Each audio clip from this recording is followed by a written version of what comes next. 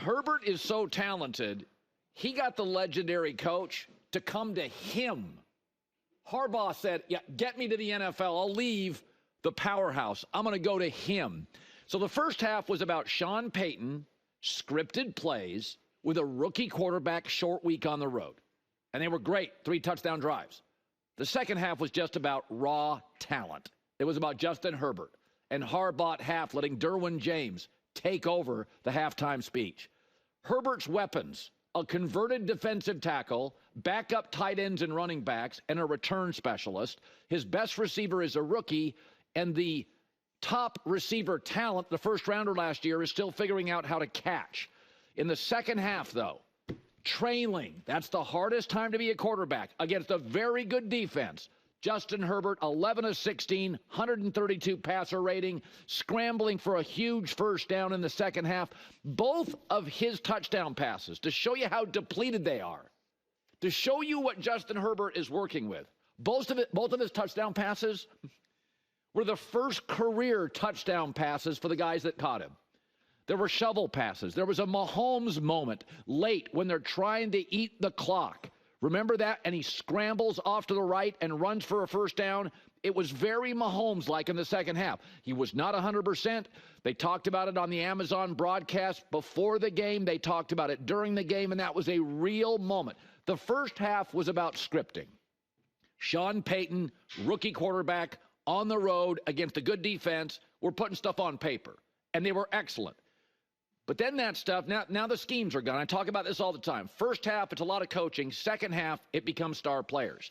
And I thought that scramble by Herbert felt so much like Mahomes. And I've always heard this. Well, Colin, Herbert has never won a playoff game. Matt Stafford did not win a playoff game until year 13. Context matters. He had to go get McVay and the Rams. Sorry, Justin Herbert, as a rookie with a coach that got fired, set passing completions and touchdown records as a rookie quarterback with the 32nd ranked offensive line in the league. How's Caleb Williams look behind a bad O-line? Herbert's was worse. And he broke rookie records. His coach, too, got fired. Just think about Caleb's situation. Tire fire. Herbert set records. And, oh, by the way, he had the 28th ranked defense that year. So he was always trailing. He could only win by shootout. So when I hear this all the time, well, a playoff game, Brock Purdy has 4 playoff wins. There is not a general manager on this planet, if you gave them Herbert or Brock Purdy, would take Brock Purdy. Not one. So I thought last night in that second half, you were just watching an all-time talent. And contextualization matters with young quarterbacks. I mean, Bo Nix gets Sean Payton. Caleb Williams gets Matt Eberflus. Funny, it looks different. But Bo Nix still is in the lower ceiling limited department. Justin Herbert isn't. And oh, by the way, the Chargers had lost 11 straight games, close games, decided by 3 or less. Well, what changed last night? Finally, Jim Harbaugh and great coaching can unleash talent. This is the same defense as last year. Same players. And it's beat up. Why was it so bad at the end of last year? And why is it so good now? Yeah. So for the Herbert doubters, I get it. You can talk about playoff wins. But if you didn't get it his rookie season, when most of us did, if you watched that second half and didn't get it, I don't know how to help you. Yes, it was a team effort. Yes, the offensive tackles, Joe Alt, has been a revelation at right tackle. Yes, Ladd McConkey. Derwin James is just unbelievable. Probably most talented guy. Yeah, Bosa was limping, playing about 70%. Yet Khalil Mack, by the way, a lot of people thought he was done 3 years ago. Khalil Mack's had 2 great years with the Chargers last couple years. Okay, now let's talk Bo Nix and Denver. So Denver was considered a 5.5-win team. And I said, I don't think they'll make the playoffs, but I'll take them for 8 or 9 wins. It was my favorite over bet. Every year, last year it was the Rams. You find a team and you're like, yeah, Vegas is wrong. 3 years ago, it was the Vikings, and they won 13 games. Last year, it was the Rams. This year, I said, Denver's too good. You can't have Sean Payton. You got some really nice weapons. Bo Nix played 61 college games. They'll be good. I did think last night was a really tough lift. rookie quarterbacks on the road, division rivalry against Herbert and Harbaugh, I had the Chargers winning, and they did.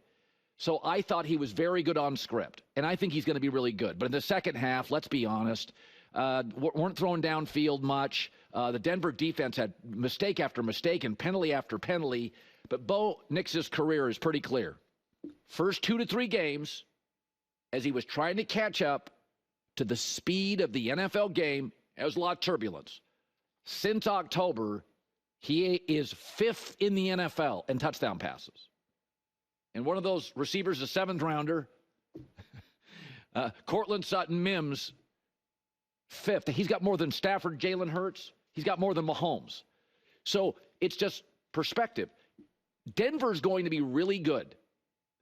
But when Sean Payton took it over, they still have $1 zillion in dead cap money.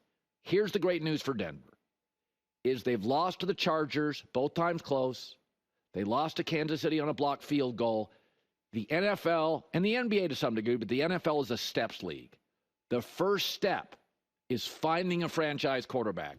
Boom, they got it. The second step for this team is getting out from beneath the tonnage of Russell Wilson's dead cap money. After next year, they're done with it. The fact that Denver, and it looks like to me the AFC playoffs are done. I don't trust the Colts or the Bengals to win 3 straight games. So you watched 2 playoff teams last night.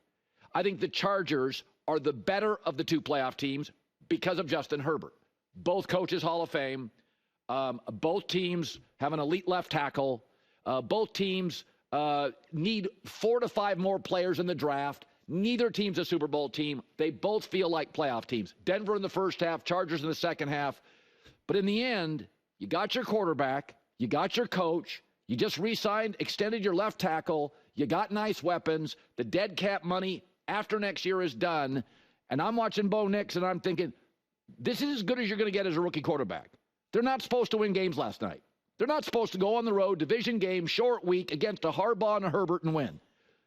You can have a good half. You're not going to win that game, especially when your defense had multiple penalties on a huge drive. But if I was a Denver fan, I'd feel great about it. Listen, the biggest issue I have with Denver going forward and Bo Nix is Mahomes and Herbert 4 times a year minimum. That's the problem. The problem isn't Denver's side. They got their stuff figured out. But Mahomes may be the best quarterback ever, not named Tom Brady.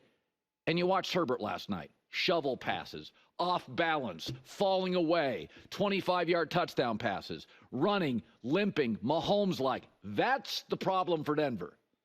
Something you can't really control. Hi, everybody. It's me, Uncle Colin. Subscribe here to get the latest from the herd, including exclusive behind-the-scenes videos and more, wherever you may be, however you may be watching. Thanks again for making us part of your day.